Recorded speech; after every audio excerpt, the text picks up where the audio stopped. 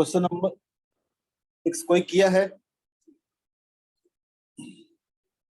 श्रुति, श्रुति नहीं है, श्रुति बोलो कैसे होगा?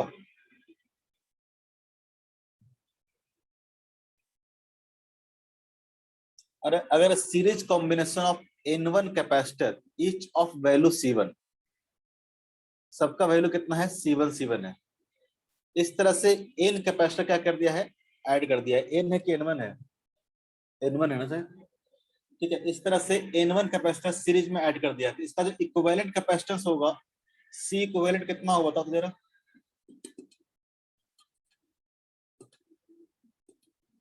बोलो।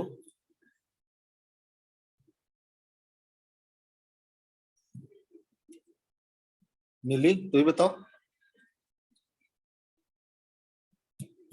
अरे सीरीज में अगर कैपेसिटर को ऐड करेंगे तो क्या हो जाएगा इक्विवेलेंट? दो को ऐड करेंगे तो कितना हो जाएगा?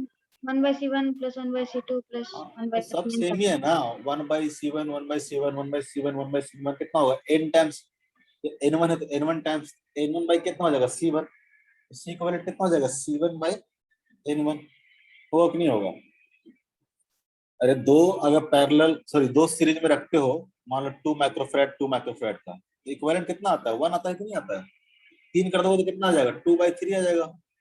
4 कर दोगे तो कितना आ जाएगा? 2/4 हो जाएगा। ठीक है, अगर n इस तरह से कनेक्टेड है तो कितना हो जाएगा? C1 बाई क्या हो जाएगा? n हो जाएगा। अगर इस तरह से पैरेलल में कनेक्टेड है तो बताओ कितना हो जाएगा? C1 N2 N1 capacitor. Very good. अगर पैरेलल में इस तरह से N2 कैपेसिटर कनेक्टेड है, ठीक है, तो कितना हो जाएगा इसका? C इक्विवेलेंट जो हो जाएगा N2 इंटू C2। यहाँ पे C2 सबका वैल्यू बोलता है कि फर्स्ट वाला जो कैपेसिटर है each of value C1 is charged by a source of potential difference 4 volt. सबको क्या किया है? तो 4 वोल्ट से चार्ज किया गया है। सबके पास वोल्टेज कितना है? 4 वोल्ट है। और सेकंड वाला में बोलता है इस charge by the source of potential V volt, और इसमें क्या है? सबको V वोल्ट से चार्ज किया गया है। ठीक है, बोलता है कि दोनों के पास जो स्टोर एनर्जी है वो क्या है? सेम है। दोनों के पास स्टोर एनर्जी कितना है? सेम है। इसके पास अगर स्टोर एनर्जी देखोगे तो कितना हो जाएगा? तो हर को 4 वोल्ट से किया गया है तो एक के पास कितना हो जाएगा?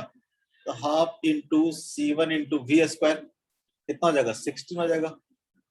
उस तरह से N1 है तो क्या करेंगे? मल्टीप्लाई बाय कितना कर देंगे? N1 कर देंगे। तो फर्स्ट केस में जो एनर्जी होगा वो कितना होगा? Half into C1 into 16 into N1।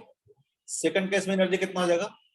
C2 is equal to half into, सबके पास वोल्टेज कितना है? तो V है, और इक्विवेलेंट कैपेसिटेंस कितना है? N2 इंटू C2 इंटू कितना हो जाएगा? V स्क्वायर हो जाएगा। हो जाएगा नहीं हो जाएगा? Yes sir.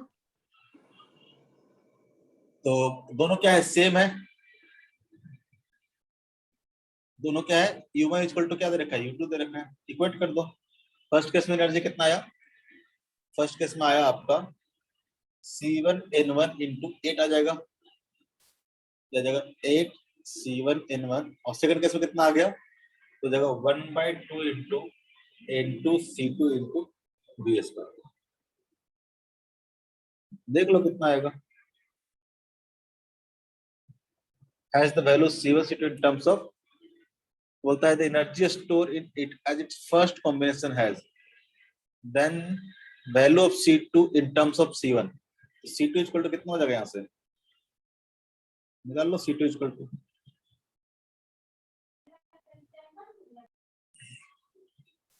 C2 equal to आ जाएगा 8 दूनी कितना हो जाएगा?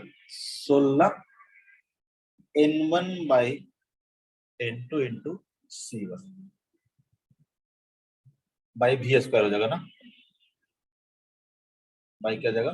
V square. ऐसा कुछ दिया है? Yes sir, first option.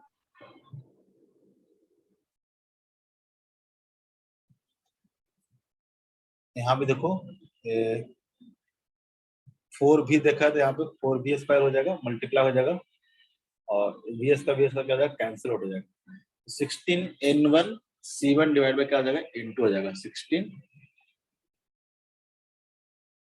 उल्टा दिया है 16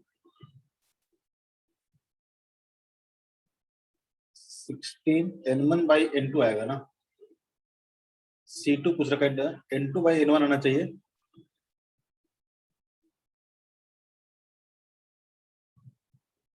N1 capacitor, each of value C1 है चार्ज 100 में।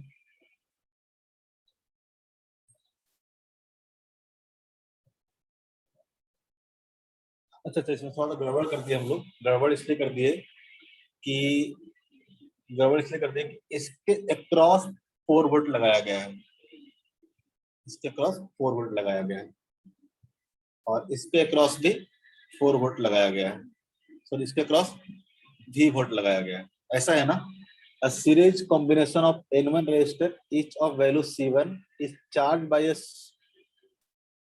charged by potential difference of 4 volt. इस पूरे के क्रॉस 4 वोल्ट लगाया गया, तो यहाँ से देखो एनर्जी कितना हो जाएगा, U equal to half into C equivalent into कितना हो जाएगा 4V का स्क्वायर आ जाएगा। और यहाँ पे देखोगे तो कितना आ जाएगा, तो यहाँ पे तो इतना ही आएगा, half into C equivalent into V square. इस दोनों को इक्वेट कर दोगे, सॉल्व कर देना, आंसर आ जाएगा।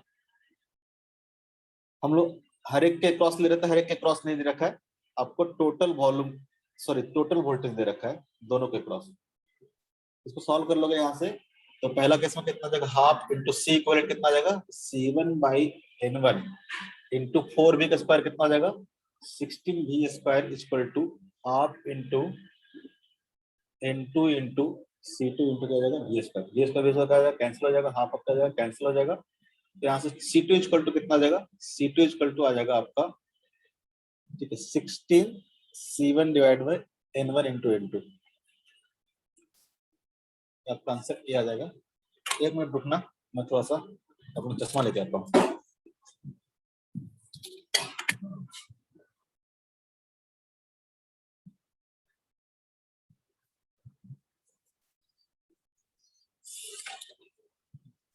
हाँ बोलो आगे।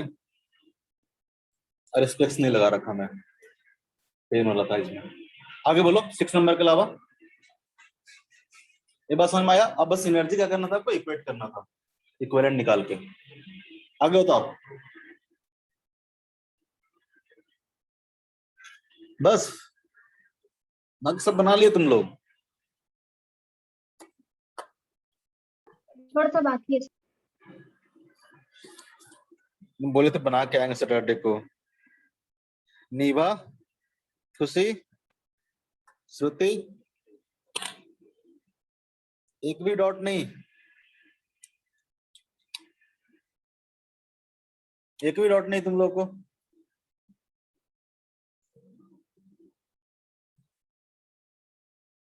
श्रुति, सर इसका प्रीवियस ईयर बनाना भूल गए थे। वाह, खाना खाना याद था, खाना खाना याद था। ये जरा बताओ, क्वेश्चन नंबर 13 यहीं पे करो, बताओ, सब यहीं पे करोगे।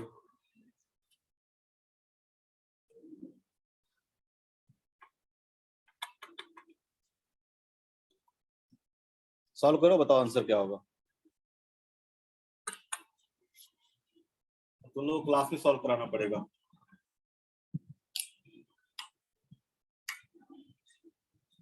क्वेश्चन नंबर 13 फटाफट बताओ।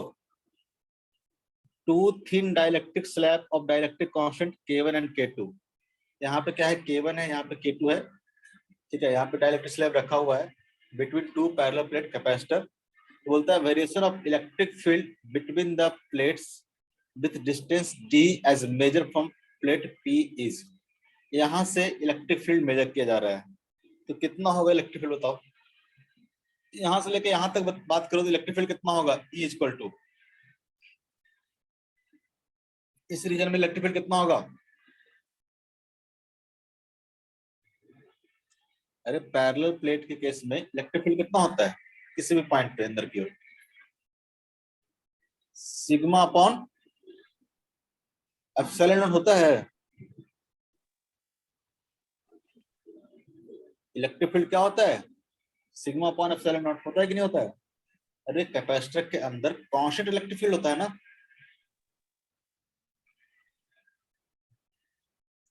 तो यहां से लेके यहां तक इलेक्ट्रिक फील्ड क्या रहेगा, सिग्मा अपॉन एप्सिलॉन नॉट। लेकिन जैसी डाइलेक्ट्रिक आ जाएगा, जैसे डाइलेक्ट्रिक आ जाएगा, इलेक्ट्रिक फील्ड क्या हो जाएगा, इलेक्ट्रिक फील्ड हो जाएगा sigma upon epsilon naught into K1, epsilon naught into K1। यानी अब देखो तो K1 क्या है, तो K1 क्या होता है, ग्रेटर देन 1 होता है, ग्रेटर देन 1 होता है। यानी इलेक्ट्रिक फील्ड अब इस रीजन में क्या होगा, थोड़ा वीक होगा, क्या होगा, थोड़ा वीक होगा, कम होगा। ठीक है, फिर देखोगे तो यहाँ पे कोई भी डाइलेक्ट्रिक्स नहीं है, तो यहाँ पे अगेन इलेक्ट्रिक फील्ड कितना हो जाएगा, सिग्मा अपॉन एप्सिलॉन नॉट। फिर इलेक्ट्रिक फील्ड क्या हो जाएगा, इसके बराबर हो जाएगा, कहां से, यहां तक। फिर इसके बाद जाओगे, इसके बाद जाओगे तो क्या होगा, यहाँ पे अगेन इलेक्ट्रिक फील्ड कितना हो जाएगा, sigma upon epsilon naught into K2। अब K2 क्या है, ज्यादा है K1 से, यानी इस टाइम पे इलेक्ट्रिक फील्ड क्या करेगा, और कम होगा। फिर क्या होगा, इस रीजन में इलेक्ट्रिक फील्ड क्या रहेगा, सेम रहेगा। यानी यहाँ पे इलेक्ट्रिक फील्ड, यहाँ पे इलेक्ट्रिक फील्ड, यहाँ पे इलेक्ट्रिक फील्ड क्या रहेगा, सेम रहेगा। ठीक है, यहाँ से यहाँ तक, यहाँ से यहाँ तक, यहाँ से यहाँ तक क्या रहेगा, सेम रहेगा। इस वाले रीजन में देखो तो इलेक्ट्रिक फील्ड क्या हो जाएगा, तो K1 टाइम्स क्या करेगा, डिक्रीज कर जाएगा, K1 टाइम्स क्या करेगा, डिक्रीज करेगा। इसमें देखोगे तो क्या होगा, K2 टाइम्स डिक्रीज करेगा, और K2 क्या है, दे रखा है ज्यादा, क्या करेगा, इसमें फील्ड क्या होगा, ज्यादा डिक्रीज करेगा। आंसर क्या हो जाएगा, थर्ड हो जाएगा। क्लियर है, Yes, sir. ठीक है, इसको क्वेश्चन को नहीं करेंगे। ठीक है, क्वेश्चन 17 भी नहीं करेंगे।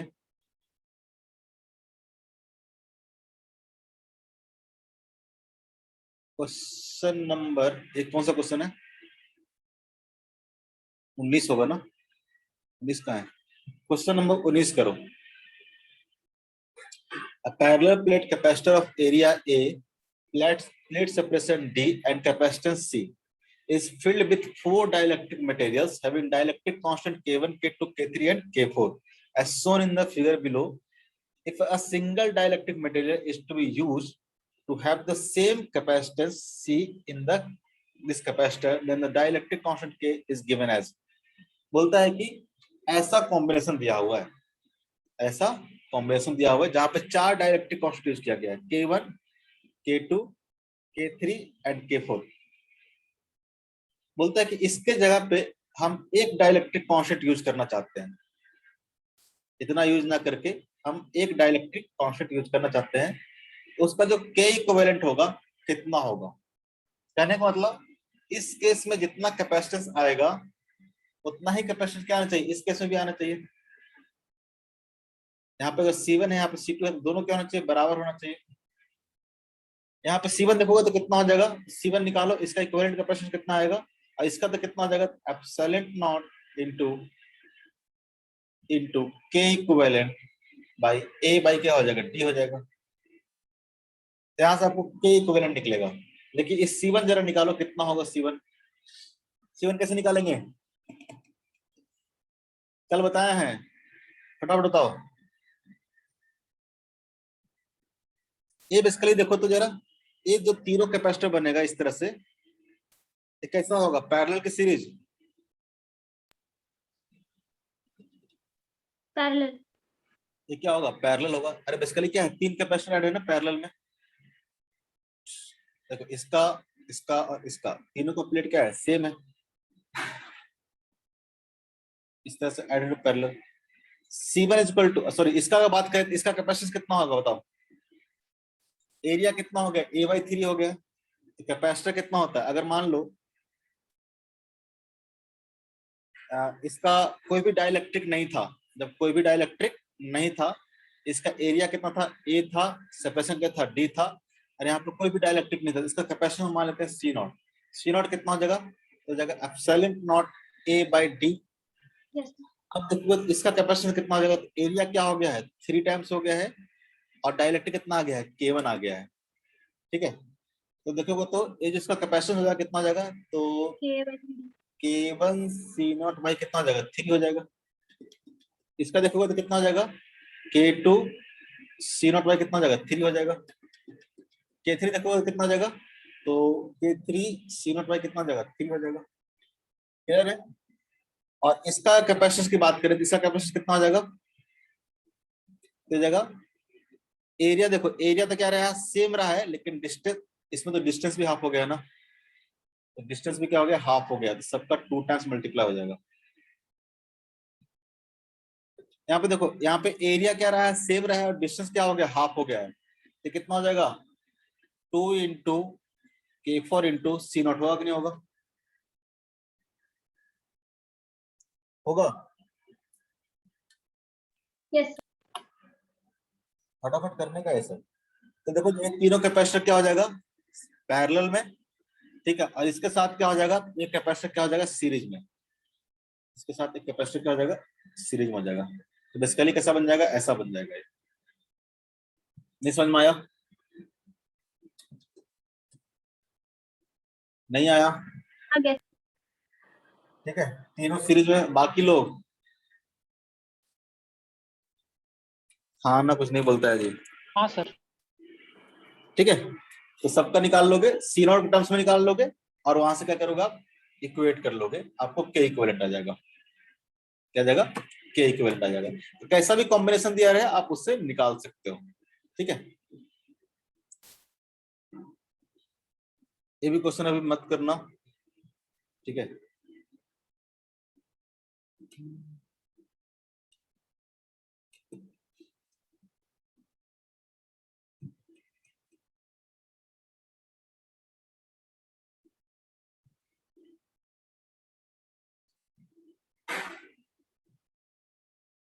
चलो क्वेश्चन नंबर 16 करो,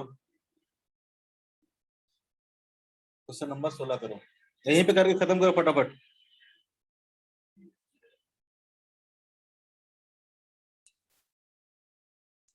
A parallel plate air capacitor of capacitance C is connected to a cell of EMF V and then array, then disconnected from it a dielectric slab of dielectric constant K, which can just fill the air gap of the capacitor. Now, which of the following is incorrect? बोल रहा है कि एक capacitor है, ठीक है, जिसको एक बैटरी लगा के चार्ज किया गया, चार्ज किया गया मतलब इसका पोटेंशियल कितना कर दिया है, V कर दिया है, तो यहाँ पे चार्ज कुछ आ जाएगा Q -Q। अब बोलता है कि इसके अंदर एक क्या क्या है, डाइलेक्ट्रिक स्लैब इस तरह से भर दिया गया है, ठीक है, इसका डाइलेक्ट्रिक कांस्टेंट आपको दे रखा है K। पूछता है कि कौन सा इनकरेक्ट है, तो बोलता है energy store in the capacitor decreases bye K times. सही बात है, गलत बात है, एनर्जी क्या होगा कैपेसिटर का, energy of the capacitor half into C into V², ठीक है। लेकिन जैसे ही आपने यहाँ पे डाइलेक्ट्रिक भरोगे, इसका कैपेसिटेंस भी चेंज होगा, इसका वोल्टेज भी क्या होगा, चेंज होगा, चेंज नहीं क्या होगा, तो चार्ज क्या रहेगा, कांस्टेंट रहेगा। जैसे आपने जैसे आपने बैटरी हटा लिया, ये क्या हो गया, डिस्कनेक्टेड हो गया बैटरी से, तो चार्ज क्या रहेगा, कांस्टेंट रहेगा, चार्ज चेंज नहीं करेगा, कि करेगा चार्ज, आइसोलेटेड सिस्टम हो गया ना। अब यहाँ पे कोई कनेक्टेड किसी चीज से कनेक्शन नहीं है, तो यहाँ पे जितना भी चार्ज होगा, आप डाइलेक्ट्रिक भरो ना भरो, वो चार्ज क्या करेगा, चेंज नहीं करेगा, चार्ज क्या होगा, कांस्टेंट होगा। तो इसको हम लोग ऐसे भी लिख सकते हैं कि हाफ इंटू, ऊपर C से मल्टीप्लाई कर दे, नीचे C से मल्टीप्लाई कर दे, तो क्या हो जाएगा, हाफ इंटू Q² बाई क्या हो जाएगा, C हो जाएगा, Q² बाई C हो जाएगा। कल ही तुम लोग बताए थे ना लास्ट क्लास में, जब बैटरी से कनेक्टेड हो और डिस्कनेक्टेड हो, बताएं कि नहीं बताएं? Yes, sir.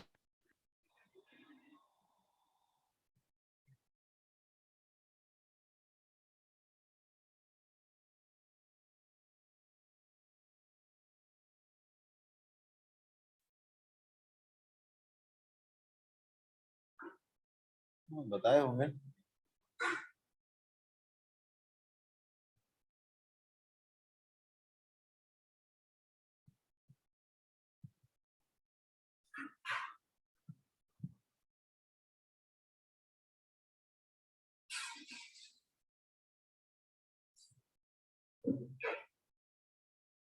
बताएं कि नहीं बताएं?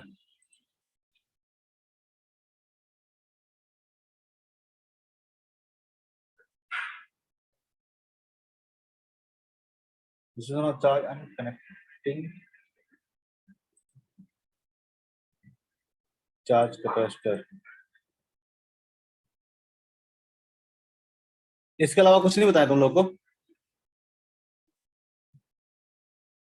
इसके अलावा कुछ नहीं बताया है?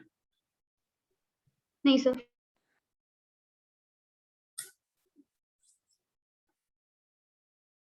थोड़ा सा नोट करोगे तुम लोग, अच्छे से नोट करोगे। कुछ खास नहीं है, आप ऐसे भी गेस कर सकते हो खुद से, ठीक है।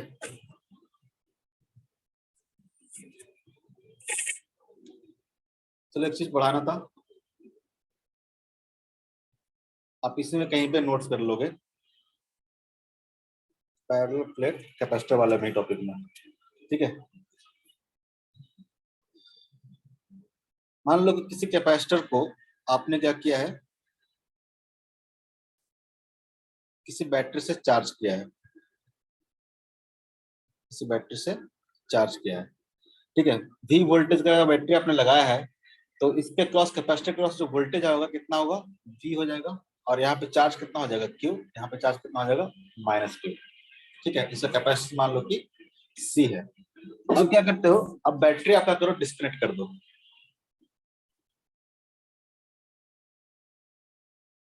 बैटरी क्या करो, डिस्कनेक्ट कर दो।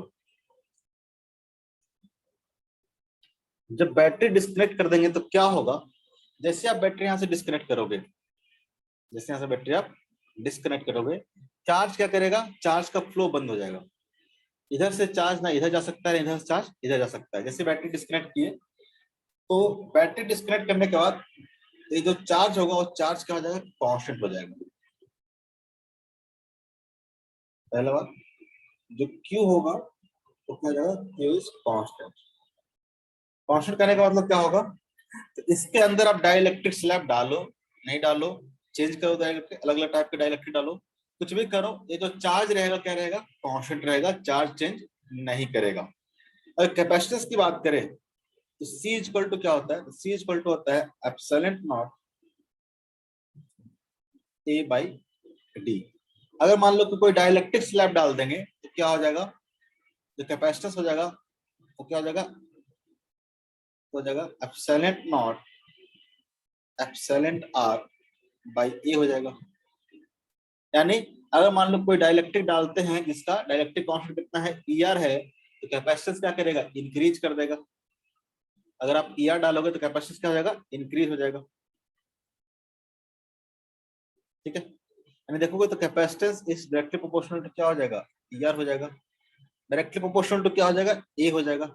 अगर मान लो कि एक बार आपने कनेक्ट कर दिया है कैपेसिटर को बैटरी से और डिस्कनेक्ट कर दिया है, उसके बाद मान लो कि कैपेसिटर का एरिया आप बढ़ा देते हो, कैपेसिटर का एरिया आप बढ़ाते हो, तो उसका जो कैपेसिटेंस होगा क्या करेगा, डिक्रीज करेगा। और अगर आप डी की बात करो, अगर सेपरेशन आप बढ़ा देते हो, सेपरेशन अगर आप बढ़ा देते हो तो क्या हो जाएगा, कैपेसिटेंस क्या करेगा, डिक्रीज करेगा, ठीक है। सेपरेशन अगर बढ़ाओगे तो कैपेसिटेंस क्या करेगा, डिक्रीज करेगा। ये तो जनरली भी होता है। अगर हम लोग वोल्टेज की बात करते हैं, V इक्वल टू क्या होता है, V इक्वल टू होता है Q by C, Q by C। तो C इक्वल टू क्या हो जाएगा, C इक्वल टू हो जाएगा epsilon naught epsilon R A by D हो जाएगा, बाई D हो जाएगा। इसको हम लोग ऐसे लिखेंगे Q into D divide by epsilon naught epsilon R into A। अगर आप पूछे कि बताओ, अगर आप बैटरी डिस्कनेक्ट कर दिए हो और बोले कि प्लेट के बीच में सेपरेशन हम क्या कर रहे हैं, बढ़ा रहे हैं, प्लेट के बीच में सेपरेशन क्या कर रहे हैं हम लोग, बढ़ा रहे हैं। अगर सेपरेशन बढ़ाओगे तो वोल्टेज क्या होगा, इंक्रीज। तो सेपरेशन अगर बढ़ाओगे तो वोल्टेज क्या करेगा, बाकी सब चीज कांस्टेंट रखना है, बाकी सब चीज क्या रखना है, कांस्टेंट रखना है। आपको यहां से कंपेयर नहीं करना है, आपको क्या करना है, इस तरह से लिखना है और कंपेयर करना है। अगर डी बढ़ाओगे, ठीक है, अगर डी अगर इंक्रीज होगा तो वोल्टेज क्या करेगा, इंक्रीज करेगा, ठीक है। उस तरह से एरिया अगर मान लो इंक्रीज करोगे तो वोल्टेज क्या करेगा, डिक्रीज करेगा। तो बाकी सब क्या होगा, कांस्टेंट होगा, क्यों तो क्या रहेगा, कांस्टेंट ही रहेगा, ठीक है। आप यहां से भी कर सकते थे, V इज क्या हो जाएगा, इनवर्सली प्रोपोर्शनल टू C हो जाएगा।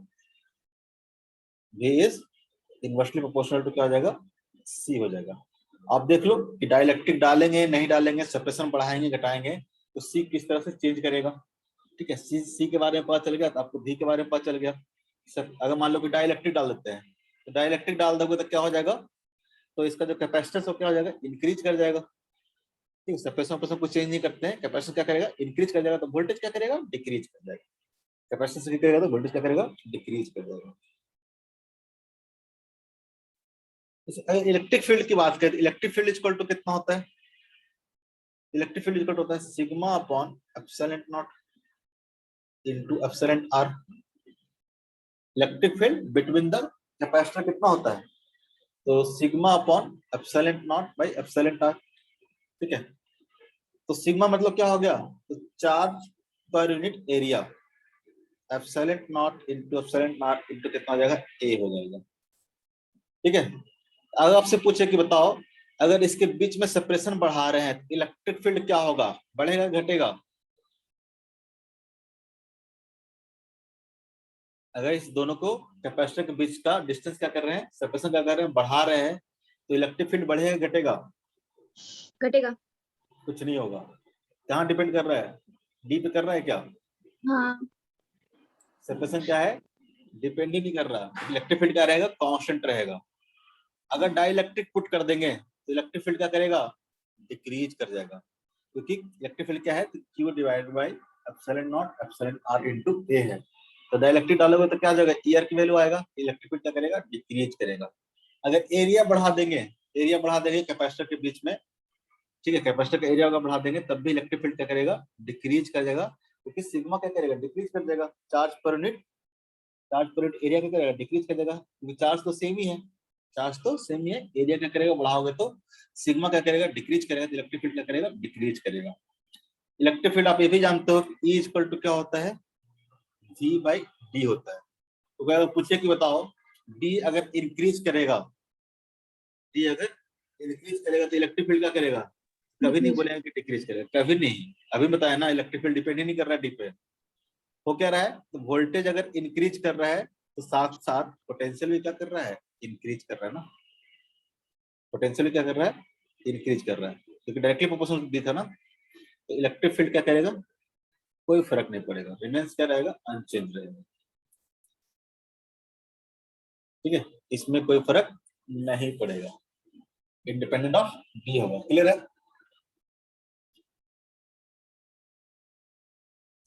अरे बताओ। Yes sir. इस तरह से एनर्जी देखोगे तो एनर्जी इक्वल टू क्या होता है, हाफ इंटू CV स्क्वायर। लेकिन यहाँ पे क्या है, अगर मान लो कि आप सेपरेशन चेंज कर रहे हो, डी अगर बढ़ा रहे हो घटा रहे हो, पूछे कि डी अगर इंक्रीज कर दे रहे हैं, डी अगर इंक्रीज करेंगे तो पोटेंशियल एनर्जी का क्या फर्क पड़ेगा। तो आप देखोगे कि डी जब इंक्रीज करेंगी तो सी क्या करेगा, सी डिक्रीज करेगा, पोटेंशियल एनर्जी क्या करेगा, इंक्रीज करेगा। तो यहाँ पे कहना मुश्किल है, एक क्वांटिटी क्या कर रहा है, डिक्रीज कर रहा है डी बढ़ाने से, तो डी इक्वल टू बढ़ाने से क्या होगा, epsilon naught A by D होता है, एप्सिलॉन नॉट एप्सिलॉन आर। अगर डी इंक्रीज करोगे तो कैपेसिटेंस क्या करेगा, डिक्रीज करेगा। कैपेसिटेंस क्या कर रहा है, डिक्रीज कर रहा है, और वोल्टेज क्या करेगा, इंक्रीज करेगा। एक क्वांटिटी डिक्रीज कर रहा है, क्वांटिटी इंक्रीज कर रहा है, तो कैसे गेस करेंगे कि एनर्जी क्या करेगा, इंक्रीज करेगा कि डिक्रीज करेगा। तो हमको इसको पहले क्या करना पड़ेगा, और सिंप्लीफाई करना पड़ेगा।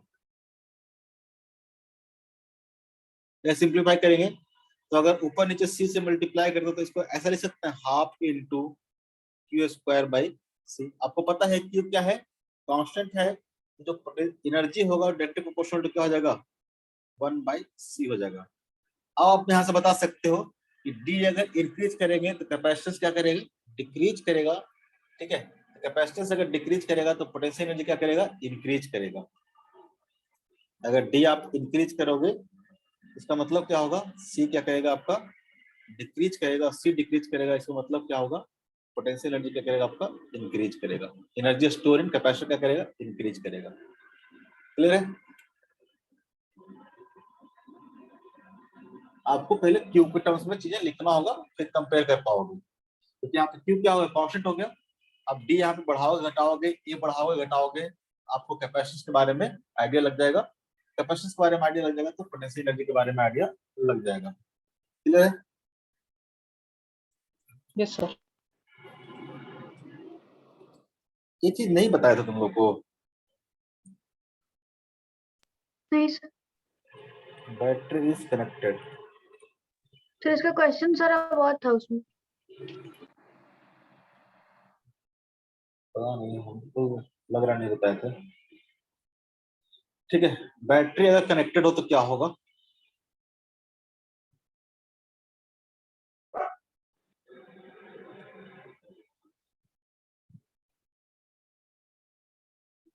ऐसे आप गेस नहीं कर सकते हो, थोड़ा बहुत दिमाग भी लगाया करो।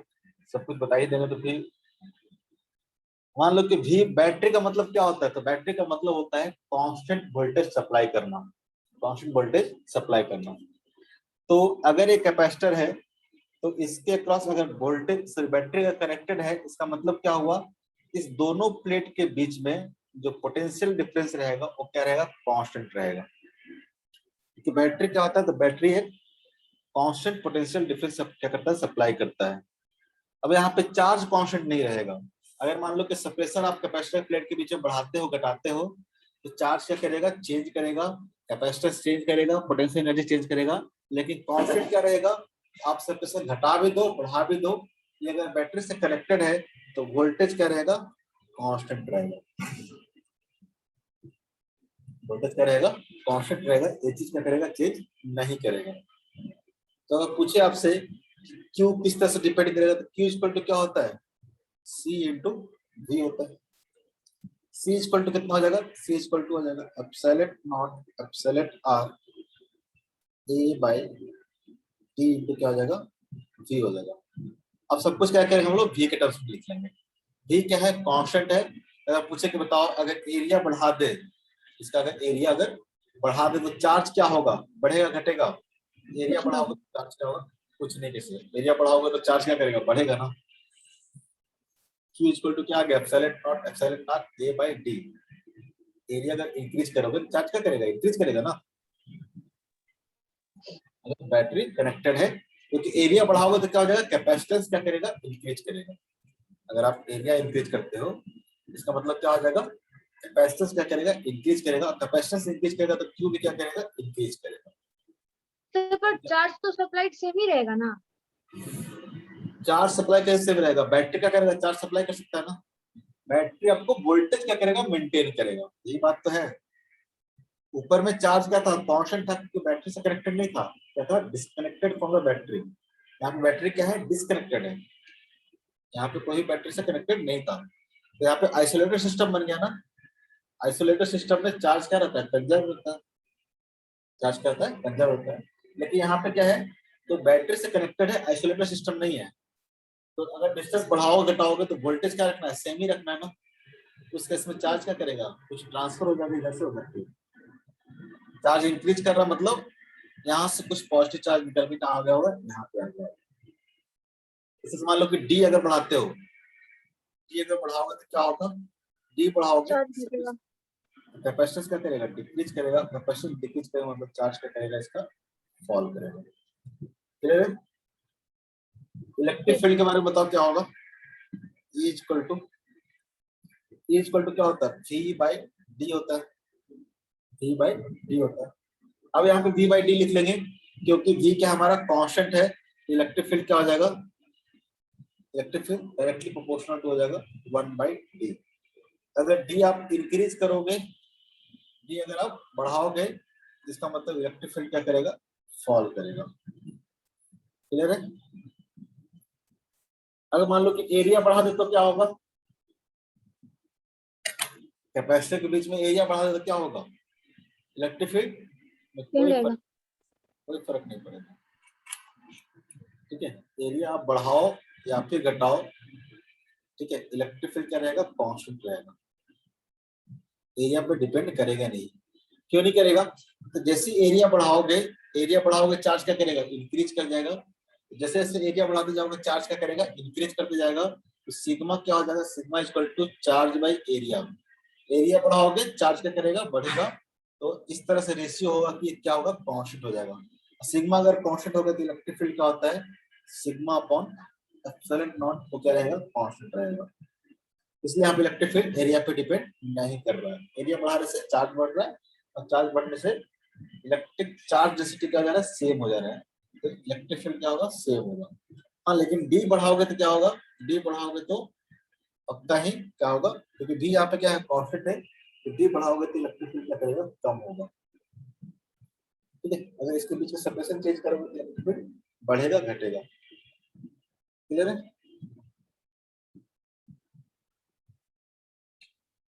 और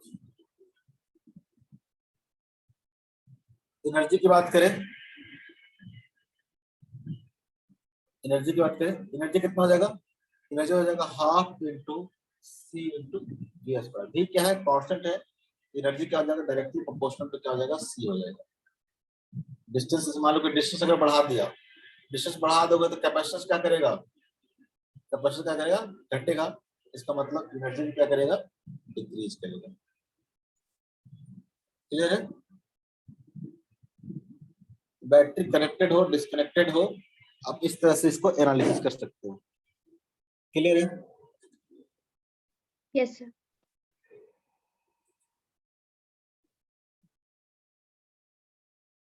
अब यहाँ पे आप ये सब क्वेश्चन आप आराम से कर सकते हो। क्वेश्चन नंबर 17 आराम से कर सकते हो।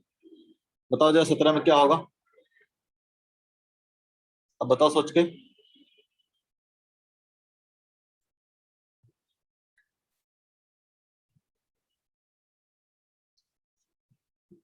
कैसा कनेक्शन है, 17 थोड़ी ना बता रहे थे, क्या बता रहे थे,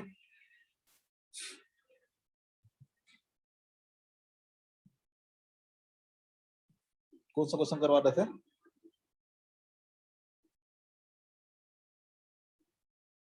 उन्नीस करवा रहे थे ना, नहीं 19 नहीं, कौन सा करवा रहे 16 थे, वाला 16 नंबर। अच्छा 16 नंबर का था। अब यहाँ पे देखो जरा क्या होगा, a parallel plate air capacitor of capacitance C is connected to a cell of EMF V, ठीक है, then disconnected। तो पहला वाला चार्ज में क्या हो गया, Q क्या रहेगा, कांस्टेंट रहेगा, Q क्या रहेगा, कांस्टेंट रहेगा। तो आपसे अब जो पूछे कि energy store in the capacitor, energy क्या हो जाएगा, तो हाफ सी बी स्क्वायर, इसको कैसे लिखेंगे, half into Q square by C. आपको पता है कि अगर डाइलेक्ट्रिक अगर डाल दोगे, डाइलेक्ट्रिक डाल दोगे तो कैपेसिटर क्या हो जाएगा, के टाइम्स ऑफ सी नॉट हो जाएगा। डाइलेक्ट्रिक डालने से कैपेसिटर क्या होता है, के टाइम्स इंक्रीज कर जाता है, तो पोटेंशियल एनर्जी क्या करेगा, डिक्रीज कर जाएगा के टाइम्स। ये बात क्या है, सही है। इनकरेक्ट पूछा है आपसे, पहला ऑप्शन तो क्या है, सही है। दूसरा, सर थर्ड ऑप्शन गलत है। The charge on the capacitor is not conserve, ये बात तो सही है ना। अच्छा नॉट कंजर्व बोला है, कंजर्व रहेगा, ये आपका आंसर हो जाएगा, क्योंकि यहाँ पे नॉट दिया हुआ है, चार्ज क्या रहेगा, कंजर्व रहेगा।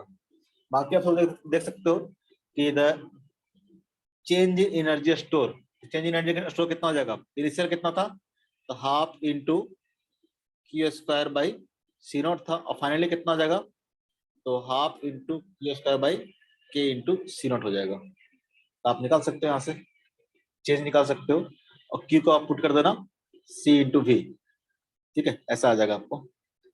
The potential difference between the plate decreases by के टाइम्स, पोटेंशियल डिफरेंस कितना होगा, तो V इक्वल टू क्या होता था, V equal to Q by C. Q क्या रहेगा, कांस्टेंट रहेगा, ठीक है, तो C क्या करेगा, के टाइम्स से इंक्रीज कर जाएगा, तो पोटेंशियल क्या करेगा, डिक्रीज कर जाएगा। ए भी ऑप्शन क्या है, सही है, ए ऑप्शन सही है, 2 ऑप्शन सही है, 1 ऑप्शन सही है। थर्ड वाला क्या है, गलत है, और इनकरेक्ट पूछा है तो अपना ऑप्शन क्या हो जाएगा, थर्ड हो जाएगा। क्लियर है? क्वेश्चन नंबर 17 करो, जितना करवा रहे हो सबको घर पे जाके वापस करना है। क्वेश्चन नंबर 17 करो।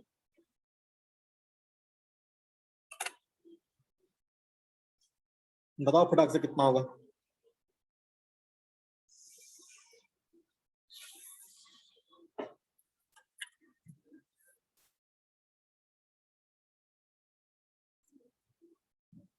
अभी भी समझ में नहीं आता है।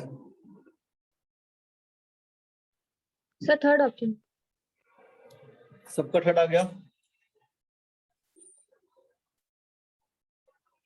17 का कितना है? थर्ड है, सही है, सबको थर्ड आया। फोर्स निकालना है ना दोनों बीच में, फोर्स निकाल लो, फोर्स निकालने के लिए बताया है। सब कुछ तो बता दिए यार, तुम लोग पता नहीं क्यों नहीं करते हो।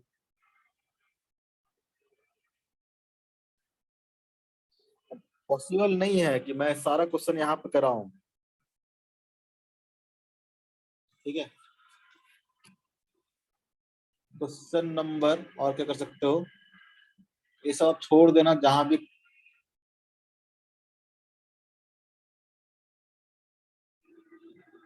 ये सब मत करना फिलहाल के लिए।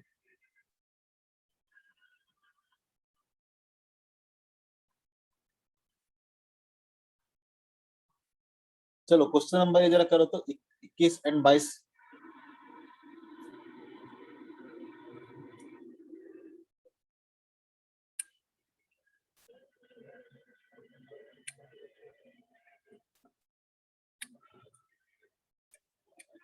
क्या होगा? Force between the parallel plate capacitor कितना होता है?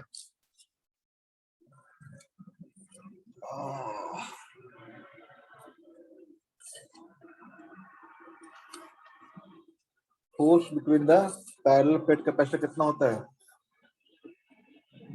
याद वो नहीं करते तुम लोग, फोर्स कितना होता है? श्रुति, मिली?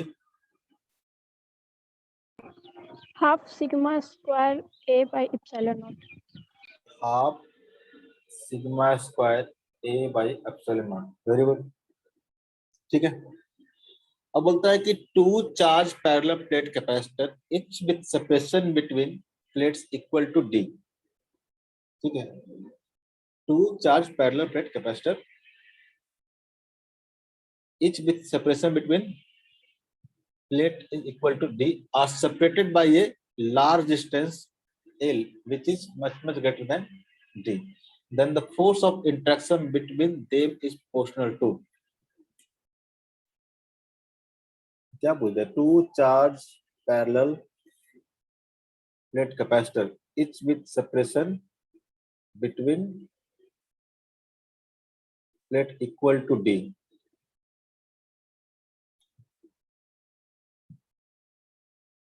ये क्या सेपरेशन कितना है दोनों के बीच में? D है। Separated by a large distance L, और इस ऐसा है, distance है L, then the force of interaction between them is proportional to, किसी किसी बीच में पूछ रहा है, इस दोनों के बीच में पूछ रहा है कि plus minus,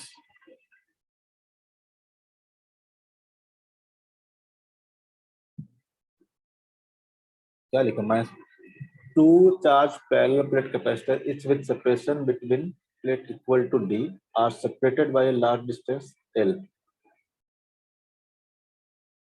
then force of interaction between them is proportional to, इसको रहने दो, बाद में देखते हैं इसको क्या बोलना चाहता है। क्वेश्चन नंबर 22 करो जरा, ये भी छोड़ दो, जहां भी रेजिस्टेंस आपको दिख जाएगा ना छोड़ देना, वो चार्जिंग डिस्चार्जिंग का है, ठीक है। और क्या बचा, और कुछ होमवर्क दिए थे क्या? आप सब मत ही करना आप लोग अभी, ठीक है। जहां भी रेजिस्टेंस दिख जाएगा मत करना, ठीक है। चार्जिंग डिस्चार्जिंग और तो कुछ बचा नहीं है।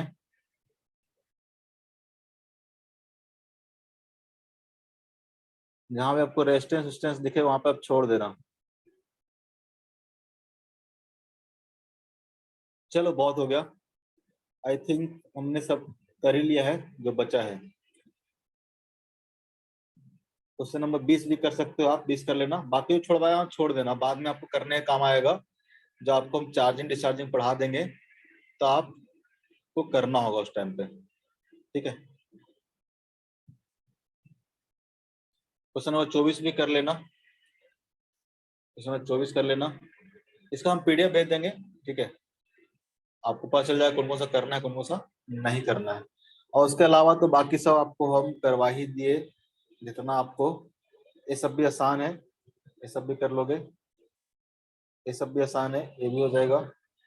बाकी कोई सा डिफिकल्ट बचा तो नहीं। चलो क्वेश्चन नंबर 8 करके दिखाओ एक, ये भी आसान है। क्वेश्चन नंबर 8 करो। ये तो करवाए हैं क्लास में, ये करवाए हैं कि नहीं करवाए हैं? सर इस टाइप का है, करवाएं। करवाए ना इस टाइप का, अरे एग्जैक्टली थोड़ा ना करवाएंगे, इस टाइप का क्वेश्चन करवाए हैं ना। Yes sir. बाकी सब आप कर सकते हो, तो जितना भी बच गया है वो सब आप कर लेना। बहुत आसान सा क्वेश्चन ही बच गया है, बाकी तो करवा ही दिया है। ठीक है, बाकी चार्जिंग डिस्चार्जिंग वाला है, जहां भी रेजिस्टेंस मिल जाएगा, कैपेसिटर ठीक है, रेजिस्टेंस मिल जाएगा तो आप उसको क्या करोगे, छोड़ दोगे अभी फिलहाल के लिए। और कल आपका टेस्ट रखे हैं कितने बजे से? 3 बजे से। 3 बजे तक आप कम से कम सारा तैयारी कर लेना, सारा फॉर्मूला रट लेना, जितना पढ़ाता है उतना फॉर्मूला तो कम से कम रट लिया करो। ठीक है, और टेस्ट दो अच्छे से, और ट्राई करो कम से कम कुछ तो नंबर लेके आए। एकदम 0 0 नंबर ले आते हो तुम लोग। करंट में कहाँ तक पढ़ाए थे? टाइम बचता है अपने पास, 2 लेक्चर तुम लोग खराब किए हो। Charge carrier, Ohm's law, limitation of Ohm's law, drift current बताने वाले थे हम। इसी में कंटिन्यू करते हैं। सर ये डायोड वाला एक बार फिर से बता दीजिए ना। डायोड वाला बस इतना बताए थे कि डायोड क्या करता है, ओम्स लॉ को फॉलो नहीं करता है। जितने भी सेमीकंडक्टर डिवाइसेज हैं, इसे आपको पढ़ना ही है मॉडर्न फिजिक्स में। ठीक है, ये सब क्या करता है, ओम्स लॉ को फॉलो नहीं करता है। ठीक है, यानी V is directly proportional to I नहीं होगा। ओम्स लॉ क्या बोलता है, एट कांस्टेंट टेम्परेचर, ठीक है, V इज क्या होता है, डायरेक्टली प्रोपोर्शनल टू I होता है। ठीक है, V is directly proportional to I होता है, या फिर I directly proportional to V होता है। ठीक है, कैसे भी बोल सकते हैं। तो कुछ कुछ आप आपको लिमिटेशन बताए थे ओम्स लॉ का, क्या क्या लिमिटेशन है। ओम्स लॉ वैलिड क्या होता है, कंडक्टर के लिए ही वैलिड होता है, और कंडक्टर में भी, ठीक है, बहुत हाई टेम्परेचर पे वैलिड नहीं होता है। तो कंडक्टर में भी लो टेम्परेचर पे, अगर बहुत हाई टेम्परेचर ले चल जाओगे तो V is not proportional to क्या आएगा, I आएगा। बहुत अगर टेम्परेचर हाई रखोगे। सबसे बताए थे कि ओम्स लॉ और कहाँ कहाँ वैलिड नहीं होता है। ओम्स लॉ डायोड के केस में वैलिड नहीं होता है, क्योंकि वहां पे जो IV कर्व आता है ऐसा आता है, लेकिन ओम्स लॉ के अकॉर्डिंग IV कर्व कैसा होना चाहिए, स्ट्रेट लाइन कर्व होना चाहिए। तो डायोड ही नहीं, जितने भी आपको इलेक्ट्रॉनिक्स डिवाइसेज है कितने जो भी है, मॉस्फेट है, उसको पढ़ना नहीं आप लोगों को। ठीक है, बीजेटी है, बीजेटी पढ़ना है, डायोड और बीजेटी पढ़ना है। बाकी जितने भी है सारे के सारे डिवाइसेस में क्या होता है, ओम्स लॉ वैलिड नहीं होता है। ये क्या था, ओम्स लॉ का लिमिटेशन था। ठीक है, डायोड केस में देखो, डायोड केस में करंट कैसा आता है, ऐसा आता है विथ वी और आई का ग्राफ ऐसा आता है कुछ। ये ग्राफ ज्यादा समझना नहीं है, बस ये समझना था कि यहाँ पे ओम्स लॉ वैलिड नहीं है। क्लियर है? यस। नेक्स्ट था हम लोग का ड्रिफ्ट करंट। ठीक है, ड्रिफ्ट करंट क्या है, तो जैसे कि हम लोग यहाँ पे कंडक्टर का केस ले रहे हैं। ठीक है, से कोई भी अगर कंडक्टर लोगे, तो कंडक्टर आपको बताए थे जो चार्ज कैरियर होता है वो क्या होता है, फ्री इलेक्ट्रॉन्स होता है। चार्ज कैरियर क्या होता है, फ्री इलेक्ट्रॉन्स होता है। फ्री इलेक्ट्रॉन से क्या करता है, तो चार्ज को एक टर्मिनल से दूसरे टर्मिनल पे पहुंचाता है, और करंट क्या करता है, इसमें फ्लो करता है। और ये बहुत ज्यादा नंबर में होता है, पूरे मटेरियल में क्या होता है, बहुत ज्यादा नंबर में होता है। तो बेसिकली अगर आप देखोगे, मान लो कि कोई भी पोटेंशियल अप्लाई नहीं है, कोई भी पोटेंशियल अप्लाई नहीं है। पोटेंशियल अप्लाई नहीं है मतलब कोई भी इलेक्ट्रिक फील्ड नहीं है। इलेक्ट्रिक फील्ड कितना है, 0 है। जैसे आप बोलते हो कि किसी भी कंडक्टर के अक्रॉस, ठीक है, आप क्या करते हो, पोटेंशियल अप्लाई करते हो। तो पोटेंशियल अप्लाई करने का मतलब क्या होता है, आप क्या करते हो, एक इलेक्ट्रिक फील्ड क्या करते हो, अप्लाई करते हो।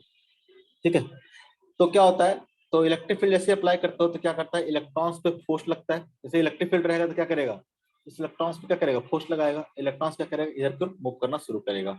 चार्ज करेगा, क्या करेगा, मूव करना शुरू करेगा, मतलब क्या करेगा, करंट फ्लो करेगा। लेकिन जैसे मान लो कि इलेक्ट्रिक फील्ड नहीं हो, तो क्या चार्ज मूव नहीं करता है क्या, चार्ज बिल्कुल मूव करता है। हर चार्ज के पास क्या है, थर्मल एनर्जी है। क्या है, टेम्परेचर होने से कारण क्या होता है, थर्मल एनर्जी होता है। लेकिन करंट क्यों नहीं फ्लो करता है? जैसे कोई भी कंडक्टर लोगे आप, कोई भी कंडक्टर लोगे, इसके अंदर जो फ्री इलेक्ट्रॉन्स है वो क्या करेंगे, मूव करते रहते हैं, कंटिन्यूअसली क्या करते रहते हैं, मूव करते रहते हैं। कोई भी कंडक्टर में जो फ्री इलेक्ट्रॉन्स होगा कंटिन्यूअसली मूव करता रहेगा, तो करंट क्यों नहीं फ्लो करता है? आप तो जानते हो कि अगर चार्ज पार्टिकल अगर मूव कर रहा है, फ्लो कर रहा है, ठीक है, तो करंट फ्लो करना चाहिए, ठीक है, क्योंकि किसी भी टेम्परेचर पे देखोगे, किसी भी टेम्परेचर पे, तो ये जो इलेक्ट्रॉन्स है इसके अंदर वो बहुत तेजी से मूव करते रहते हैं। ऑलमोस्ट अगर हम लोग देखेंगे तो वेलोसिटी ऑफ जो इलेक्ट्रॉन होता है ऑलमोस्ट 10⁻⁶ मीटर पर सेकंड ऑर्डर का होता है। इतना हाई स्पीड से क्या करता है, इलेक्ट्रॉन्स क्या करता है, मिडल के अंदर मूव करते रहता है। तो फिर करंट क्यों नहीं फ्लो करता है? करंट क्यों नहीं फ्लो करता, होता क्या है? तो होगा क्या, जैसे कि ए इलेक्ट्रॉन्स है, तो मान लो कोई भी आप एरिया ऑफ क्रॉस लेते हो, तो ए इलेक्ट्रॉन्स अगर मान लो इधर गया है, तो कोई दूसरा इलेक्ट्रॉन्स क्या करेगा, इधर से इधर आ जाएगा, इधर से क्या जाएगा, इधर आ जाएगा। तो नेट चार्ज देखोगे तो इस क्रॉस सेक्शन से क्या हो गया, जीरो हो गया, क्योंकि इलेक्ट्रॉन्स क्या करता है, तो रैंडम मूव करते रहता है। इलेक्ट्रॉन्स का मोशन देखोगे तो inside the conductor in the absence of electric field क्या करेगा, रैंडम मूव करता रहता है। ये मान लो किधर जा रहा था, अब क्या करेगा, इससे कोलाइड कर गया, कोलाइड करके मान लो कि इधर आ गया, फिर यहाँ पे कोई इलेक्ट्रॉन्स मिला, बहुत नंबर ऑफ इलेक्ट्रॉन्स है ना, इलेक्ट्रॉन्स बहुत है, फिर क्या करेगा, इससे कोलिजन करेगा, फिर हो सकता है कि इधर आ जाए, फिर क्या करेगा, कोलिजन करेगा, हो सकता है इधर चल जाए। तो ये बिल्कुल रैंडम, ऐसे सजा के नहीं। अगर इसका हम लोग डायग्राम बनाए, तो इस इलेक्ट्रॉन्स का कोई एक इलेक्ट्रॉन्स पकड़ के उसका हम लोग मोशन को बताए, इसका मोशन कैसा होता है, बिल्कुल रैंडम होता है, कैसे भी जा सकता है, ठीक है, कैसे भी जा सकता है। इसका जो मोशन होता है बिल्कुल क्या होता है, रैंडम मोशन होता है। ये जो रैंडम मोशन है इसको क्या बोलते हैं हम लोग, ब्राउनियन मोशन बोलते हैं। ये जो मोशन होता है बिल्कुल क्या होता है, रैंडम मोशन होता है, या फिर इसको हम लोग ब्राउनियन मोशन भी बोलते हैं।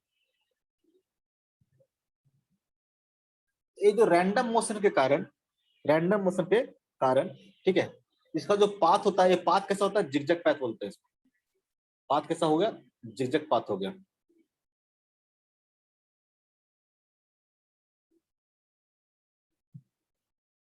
जिगजैग, जिगजैग पाथ में क्या करता है, इलेक्ट्रॉन्स क्या करता है, इस तरह से मूव करते रहता है। तो ओवरऑल देखोगे तो कोई भी अगर क्रॉस सेक्शन एरिया लोगे, सारे इलेक्ट्रॉन्स का मोशन कैसा है, इसी ब्राउनियन मोशन की तरह है। सारे इलेक्ट्रॉन्स क्या करते हैं, रैंडम डायरेक्शन में क्या करते हैं, मूव करते रहते हैं। इस तरह से मूव करते हैं कि कोई भी अगर क्रॉस सेक्शन एरिया पकड़ोगे, तो यहाँ से जितना इलेक्ट्रॉन्स इधर क्रॉस किया होगा, उतना ही इलेक्ट्रॉन्स क्या कर गया होगा, इधर क्रॉस कर गया होगा। तो जो नेट इफेक्ट आएगा इलेक्ट्रॉन्स पर, क्या आएगा, नेट चार्ज कितना फ्लो किया इस क्रॉस सेक्शन से, क्या हो जाएगा, जीरो हो जाएगा। तो ओवरऑल जो इफेक्ट होगा वो क्या हो जाएगा, जीरो हो जाएगा, ठीक है। और ये जो मोशन आता है इलेक्ट्रॉन्स का मोशन, ये क्या आता है, due to temperature, due to temperature, ठीक है। काइनेटिक थ्योरी ऑफ गैसेस में पढ़े भी होंगे आप लोग, वहां भी क्या करता है, तो गैस के मॉलिक्यूल्स क्या करते हैं, रैंडम मोशन करते रहते हैं, वाइब्रेट करते रहते हैं। यहाँ भी मेटल्स के अंदर जो इलेक्ट्रॉन्स होगा, टेम्परेचर अगर रहेगा, तो टेम्परेचर के कारण क्या आता है, इसके पास थर्मल एनर्जी होता है, और थर्मल एनर्जी के कारण क्या करता है, आपस में वाइब्रेट करते रहते हैं, मोशन में रहते हैं। इलेक्ट्रॉन्स क्या करते हैं, मोशन में रहते हैं। और इस तरह से मोशन रहेगा कि अगर इलेक्ट्रिक फील्ड क्या है, जीरो है, तो net charge through any cross section area लोगे किसी भी टाइम पर, तो क्या आएगा, जीरो आएगा। तो करंट की वैल्यू क्या हो जाएगा, जीरो हो जाएगा। लेकिन अगर मान लो कि हम कोई इलेक्ट्रिक फील्ड अप्लाई कर दें, बाहर से करके हम लोग बैटरी से कनेक्ट कर दें, इसी कंडक्टर को हम, इसी कंडक्टर को क्या करें हम लोग, मान लो किसी बैटरी से कनेक्ट कर दिया, किसी बैटरी से कनेक्ट कर दिया। तो बैटरी से कनेक्ट करने का मतलब क्या होगा, आपने क्या किया है, तो एक एक्सटर्नल डायरेक्शन में क्या किया आपने, इलेक्ट्रिक फील्ड लगा दिया है। यहाँ पे इलेक्ट्रिक फील्ड क्या है, जीरो नहीं है। तो अगर आप इलेक्ट्रिक फील्ड लगा दोगे तो क्या होगा, तो यहाँ पे जो इलेक्ट्रॉन्स है, जो पहले क्या कर रहा था, जिगजैग पाथ में मूव कर रहा था, ठीक है, अब इस इलेक्ट्रॉन पे क्या होगा, एक कांस्टेंट फोर्स लगने लगेगा इस डायरेक्शन में, F इक्वल टू कितना लगेगा, तो E इंटू स्मॉल ए इंटू ई मतलब चार्ज, स्मॉल ए इंटू कैपिटल ई, ये हो गया इलेक्ट्रिक फील्ड, और स्मॉल ई क्या हो गया, चार्ज हो गया। इतना फोर्स क्या करेगा, इस इलेक्ट्रॉन पे हमेशा क्या करेगा, लेफ्टवर्ड डायरेक्शन में लगते रहेगा, लगते रहेगा नहीं रहेगा। जैसे आपने बैटरी क्या किया है, अप्लाई किया है, एक जो फोर्स होगा वो क्या होगा, ई इंटू कैपिटल ई, इसको क्या करेगा, लेफ्टवर्ड डायरेक्शन में हमेशा लगते रहेगा। इसका मोशन अभी भी क्या होगा, रैंडम होगा, इसका मोशन क्या होगा, अभी भी क्या होगा, रैंडम ही होगा। लेकिन ओवरऑल क्या होगा, तो एक नेट फोर्स क्या कर रहा है, लेफ्ट डायरेक्शन में लग रहा है। ओवरऑल इलेक्ट्रॉन्स क्या करेगा, ओवरऑल इलेक्ट्रॉन्स का मोशन क्या हो जाएगा, किसी टाइम का देखोगे तो एक इंटेंडेड मोशन हो जाएगा लेफ्ट डायरेक्शन में, ठीक है। यानी टाइम के साथ देखोगे तो टाइम के साथ इलेक्ट्रॉन्स क्या करेगा, तो धीरे धीरे धीरे धीरे क्या करेगा, इस डायरेक्शन में मूव करना शुरू करेगा। फिर इधर कहीं कोलिजन करेगा, फिर क्या आएगा, यहाँ पहुंचेगा, फिर कहीं कोलिजन करेगा, रैंडम कोलिजन होता है, फिर क्या करेगा, यहाँ पहुंचेगा। ओवरऑल देखोगे तो इलेक्ट्रॉन्स यहाँ पे था, धीरे धीरे क्या करेगा, इधर की ओर मूव करते चलेगा, ठीक है। इस स्पीड को बोलेंगे हम लोग ड्रिफ्ट वेलोसिटी। धीरे धीरे इलेक्ट्रॉन क्या करेगा, ड्रिफ्ट होते जाएगा लेफ्ट की तरफ। अगर मान लो कि उल्टा लगा देते हो बैटरी, इधर की ओर बैटरी को पॉजिटिव टर्मिनल, इधर नेगेटिव टर्मिनल, इलेक्ट्रिक फील्ड क्या हो जाएगा, इधर की ओर हो जाएगा। उस केस में इलेक्ट्रॉन क्या करेगा, तो धीरे धीरे इस साइड में क्या करेगा, ड्रिफ्ट करना शुरू करेगा। क्या करेगा, ड्रिफ्ट करना शुरू करेगा। इसका रैंडम मोशन तो है ही, इसका रैंडम मोशन तो है ही, लेकिन हर बार कोलिजन करने के बाद क्या होगा, जैसे कि मान लो सिंपल समझो कि दो इलेक्ट्रॉन्स है, ठीक है। अभी इलेक्ट्रॉन्स क्या कर रहा है, मान लो कि इधर की ओर मूव कर रहा है v वेलोसिटी से, ठीक है, जो कि ऑलमोस्ट 10⁻6 ऑर्डर का है। लेकिन इसमें क्या है, फोर्स क्या लग रहा है, एक फोर्स इधर की ओर लग रहा है, ठीक है। ये क्या करेगा, तो धीरे धीरे इसका स्पीड क्या होगा, कम होगा। यहाँ से कोलिजन किया और मान लो कोलिजन करने के बाद इधर आ गया, क्या करेगा, इसका वेलोसिटी इधर हुआ और साथ साथ क्या कर रहा है, इधर के फोर्स लग रहा है, ये क्या करेगा, एक्सेलरेट करेगा, क्या करेगा, एक्सेलरेट करेगा। फिर मान लो कोई इलेक्ट्रॉन इसको मिल गया, इधर को टकरा गया, फिर मान लो इसका वेलोसिटी इधर हो गया। लेकिन हर बार क्या होगा, एक फोर्स इधर लगने के कारण इस इलेक्ट्रॉन्स का एक टेंडेंसी होगा कि क्या करे, लेफ्ट डायरेक्शन में मूव करते चले, लेफ्ट डायरेक्शन में क्या करेंगे, मूव करते चले। बात क्लियर है।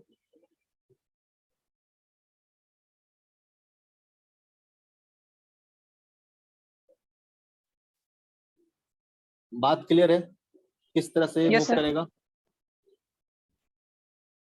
तो इसी कारण क्या होता है, किसी भी कंडक्टर के अक्रॉस अगर आप बैटरी ऐड करते हो या फिर वोल्टेज आप प्रोवाइड करते हो, तो क्या होता है, करंट आता है, क्योंकि इलेक्ट्रॉन्स का एक टेंडेंसी हो जाता है, ठीक है, लेफ्ट डायरेक्शन में मूव करने के। अगर आपने इस तरह से कनेक्ट किया है तो क्या होगा, इलेक्ट्रॉन्स क्या करेगा, इस डायरेक्शन में मूव करना शुरू करेगा। जैसे इलेक्ट्रॉन्स मूव करना शुरू करेगा, इसमें क्या आ जाएगा, वायर में क्या आ जाएगा, करंट आ जाएगा, ठीक है। तो ये जिस वेलोसिटी से मूव करता है उसको बोलते हैं हम लोग ड्रिफ्ट वेलोसिटी, ठीक है। यहाँ पे ध्यान रखना, यहाँ पे जब मोशन क्या हो, रैंडम होगा, तो जो नेट डिस्प्लेसमेंट होता है, ठीक है, नेट डिस्प्लेसमेंट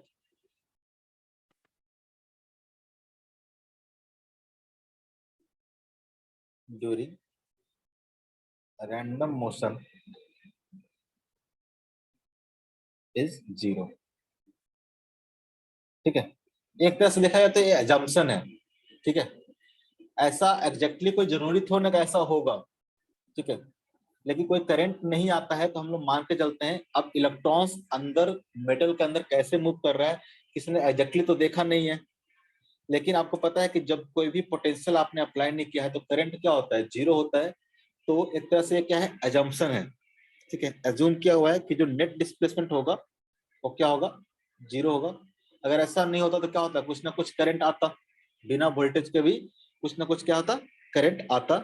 लेकिन इस केस में जो नेट डिस्प्लेसमेंट होगा वो क्या होगा, लेफ्ट डायरेक्शन होगा। नेट डिस्प्लेसमेंट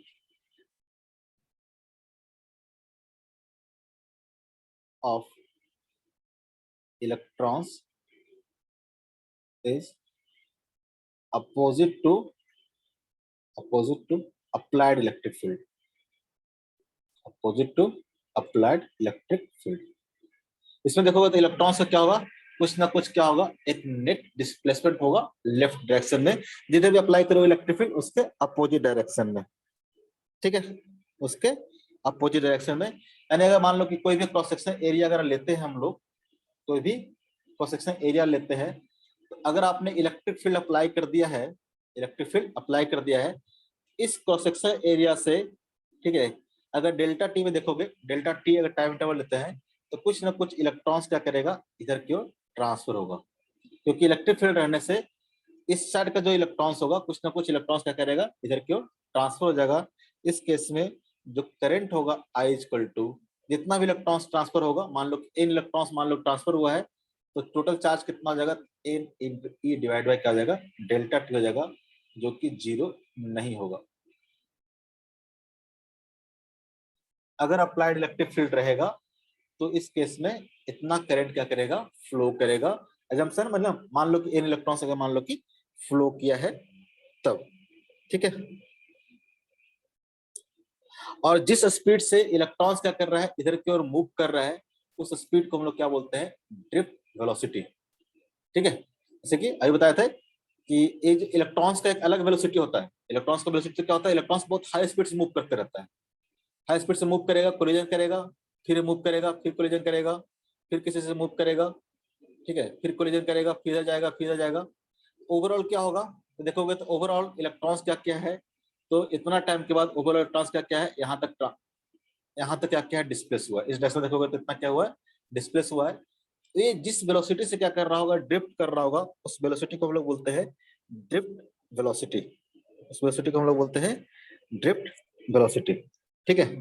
अगर हम लोग मान लेते हैं कि ड्रिफ्ट वेलोसिटी कितना है, उसको हम लोग रिप्रेजेंट करेंगे VD से, उसको रिप्रेजेंट करेंगे VD से। अगर हम लोग को पता है, बाद में देखेंगे कैलकुलेट कैसे करते हैं ड्रिफ्ट वेलोसिटी का, पहले हम लोग करंट कैलकुलेट करते हैं, ठीक है। Current in terms of current in terms of drift velocity, drift velocity, ठीक है।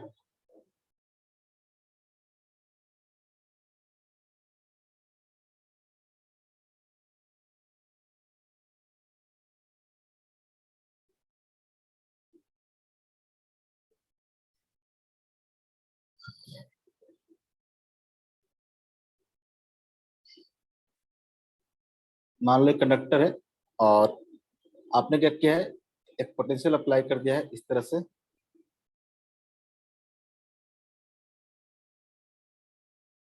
पोटेंशियल मतलब आपने क्या किया है, इलेक्ट्रिक फील्ड अप्लाई कर दिया है। कोई भी क्रॉस सेक्शन एरिया लेते हैं हम लोग, ठीक है। अगर मान लो कि इलेक्ट्रॉन्स का जो ड्रिफ्ट वेलोसिटी है, मान लो कि क्या है, VD है, VD क्या है, VD है ड्रिफ्ट वेलोसिटी, ठीक है। VD करने का मतलब क्या हो गया, तो जो इसका ओवरऑल स्पीड होगा इस डायरेक्शन में अलोंग द इलेक्ट्रिक फील्ड, जो स्पीड होगा उसको स्पीड को क्या बोल रहे हैं हम लोग, VD बोल रहे हैं। अगर हम लोग बोले कि डेल्टा टाइम इंटरवल लेते हैं, डेल्टा टाइम इंटरवल लेते हैं, तो डेल्टा टाइम में इस क्रॉस सेक्शन एरिया से, इसका मान लो तो क्रॉस सेक्शन एरिया कितना है, A है, इस क्रॉस सेक्शन एरिया से कितना करंट जाएगा, इतना करंट जाएगा। तो VD क्या है, तो VD है आपका इलेक्ट्रॉन का स्पीड। अगर डेल्टा टाइम T ले, डेल्टा T मतलब क्या हो जाएगा, तो अगर हम लोग बोले कि डेल्टा T इंटू VD, देखोगे तो डेल्टा T में क्या होगा, कोई इलेक्ट्रॉन्स अगर मान लो यहाँ पे है, उसका वेलोसिटी कितना है, VD है, तो डेल्टा T में कितना डिस्टेंस ट्रेवल कर लेगा। अगर इस लेंथ की बात करें, ये जो लेंथ होगा L इक्वल टू कितना हो जाएगा, तो VD इंटू डेल्टा T। यानी देखोगे तो T टाइम में जो यहाँ पे इलेक्ट्रॉन्स होगा क्या करेगा, यहाँ पे आ जाएगा, इलेक्ट्रॉन्स जो होगा यहाँ पे क्या करेगा, यहाँ वाले इलेक्ट्रॉन्स क्या करेगा, यहाँ वाले इलेक्ट्रॉन्स यहाँ पे आ जाएगा T टाइम में, क्योंकि इसका स्पीड कितना है, VD है। अभी बताया ड्रिफ्ट वेलोसिटी मतलब कितना स्पीड से क्या कर रहा है, लेफ्ट में मूव कर रहा है। कोई इलेक्ट्रॉन्स अगर इतना पे है, जो इसका इफेक्टिव स्पीड है लेफ्ट डायरेक्शन में कितना है, VD है, तो T टाइम में क्या करेगा, तो T टाइम में VD इंटू T क्या करेगा, मूव कर जाएगा। यानी कहने का मतलब देखोगे तो इसके पहले जितना भी इलेक्ट्रॉन्स होगा इस एरिया में, जितना भी इलेक्ट्रॉन्स होगा वो सब डेल्टा T टाइम में क्या किया होगा, इस क्रॉस सेक्शन एरिया को क्रॉस कर गया होगा,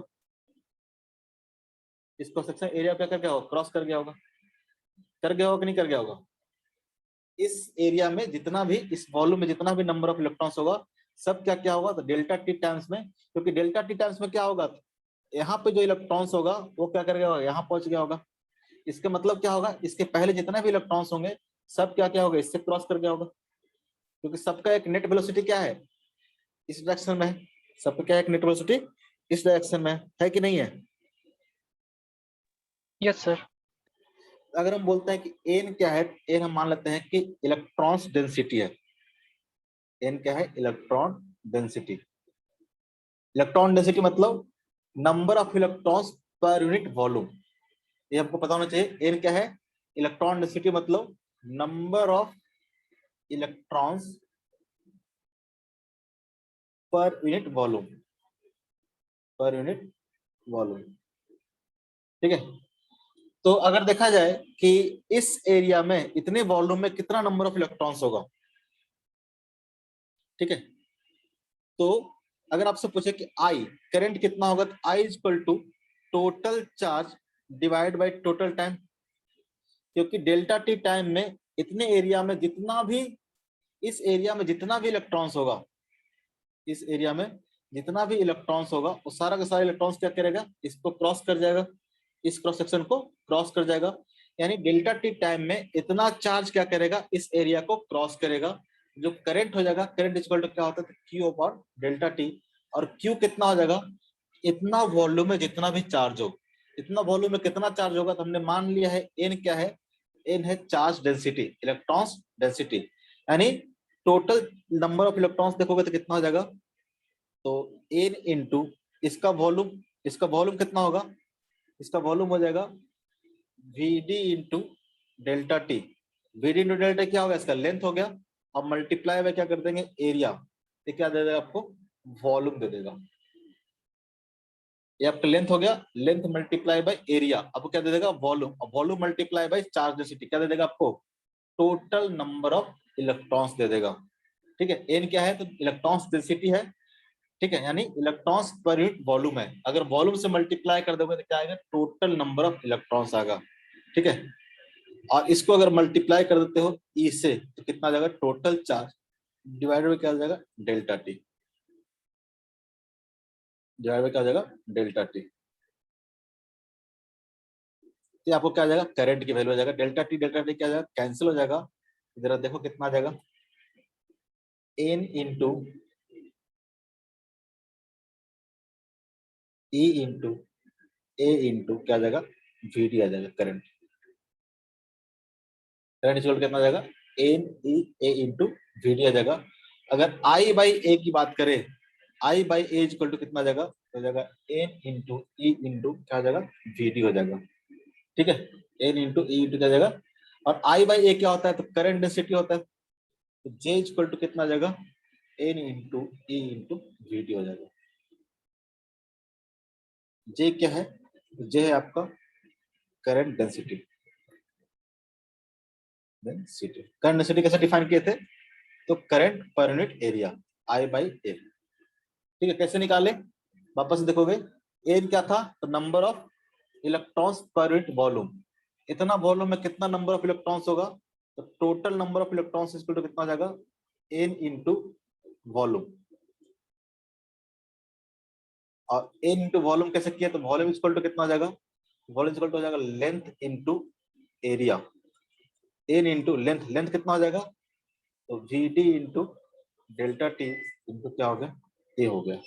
ये एन क्या है, तो total number of electrons, total number of electrons crossed bye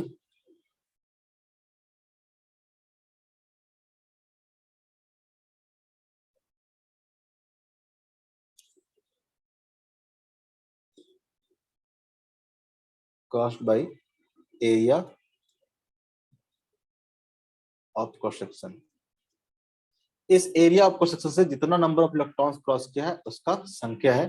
ठीक है, अगर टोटल चार्ज की बात करें तो Q इक्वल टू कितना हो जाएगा, कैपिटल एन इंटू क्या हो जाएगा, ई हो जाएगा।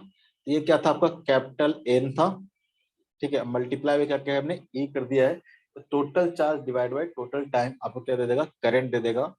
तो इसको सॉल्व किया तो करंट इक्वल टू क्या आ गया, यानी जे इक्वल टू क्या आ गया, एन ई वी डी। इसको क्या करोगे आप, याद रखोगे, के क्या है, जे क्या है, तो current density current density equal to क्या आ गया, J equal to N E VD। Clear है? जहां पे VD क्या हो गया, तो VD होगा आपका ड्रिफ्ट वेलोसिटी, ड्रिफ्ट वेलोसिटी। ठीक है, calculation of drift velocity. Time कितना हुआ है, टाइम हो गया क्या? कैलकुलेशन ऑफ ड्रिफ्ट वेलोसिटी, चलो इसको नेक्स्ट क्लास में करेंगे हम लोग। ड्रिफ्ट वेलोसिटी हम लोग देखे हैं क्या हुआ है, लेकिन उसको हम लोग कैलकुलेट नहीं किया है। हम लोग ड्रिफ्ट वेलोसिटी क्या करेंगे, कैलकुलेट करेंगे, और इस फॉर्मूला को क्या करना, याद रखना। करंट डेंसिटी इक्वल टू क्या होगा, J equal to N E V D, J equal to N E V D.